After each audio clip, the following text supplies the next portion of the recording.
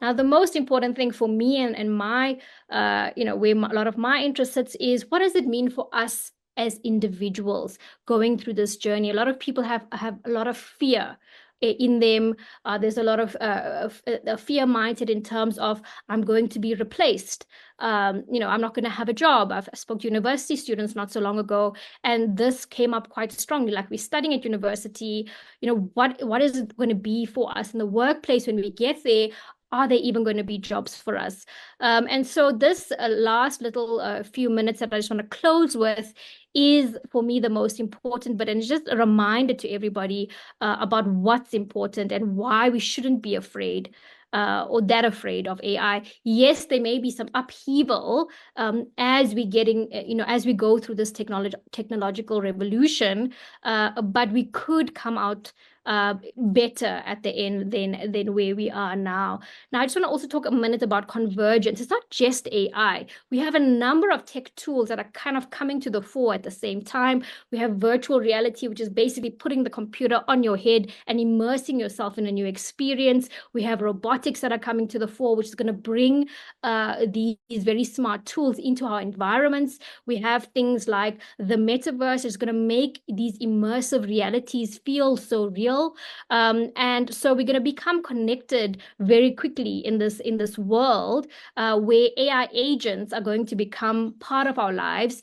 And just as how we have humans and AI, it's all going to kind of meld together in a way. So what we need to remember for ourselves is our humanness.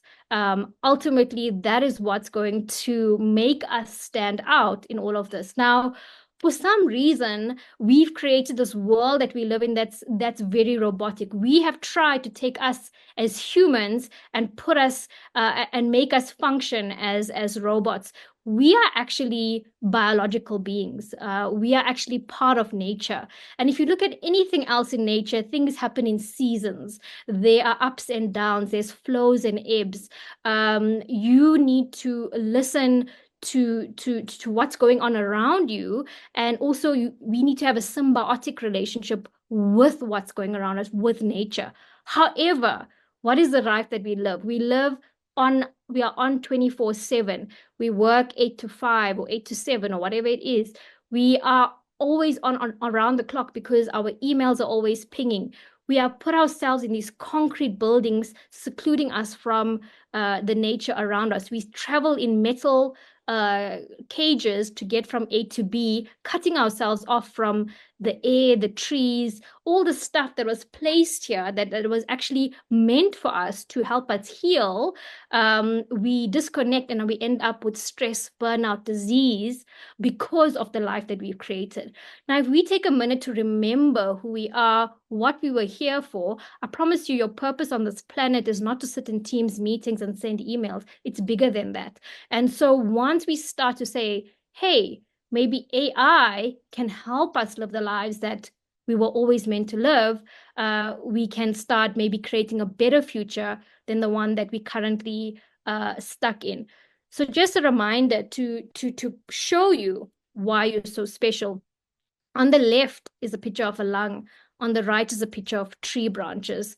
The lung takes in air, absorbs the oxygen, and lets out carbon dioxide. The tree takes in the carbon dioxide and lets out the oxygen. This is the symbiotic relationship we have with these beings around us that we've disconnected with over time. Some of these images is your eyeball. Some of these images is a Crab nebula. It's a dying star. Basically, if you look into your eyes, you're basically seeing a snapshot of the universe as well in there. On the left-hand side, you have brain cells, so the synapses of electricity that's going through your brain. And on the right-hand side, you have an image of galaxies also connecting like this. Very, very similar. And we've always thought that our brain was our highest electrical organ. And the most recent research actually shows the heart has more electrical power than the brain. So we're actually heart-driven beings that are living out of our brain. So we need to also rewire that to live correctly. Remember, you're a human being, not a human doing. Unfortunately, we define ourselves by our titles, our to-do lists, what's next, productivity, efficiency. that's not how we should be defined. We just need to be, and that's all you need to do. So can't we let the AI do while we are able to be, and go back to what we're really here for?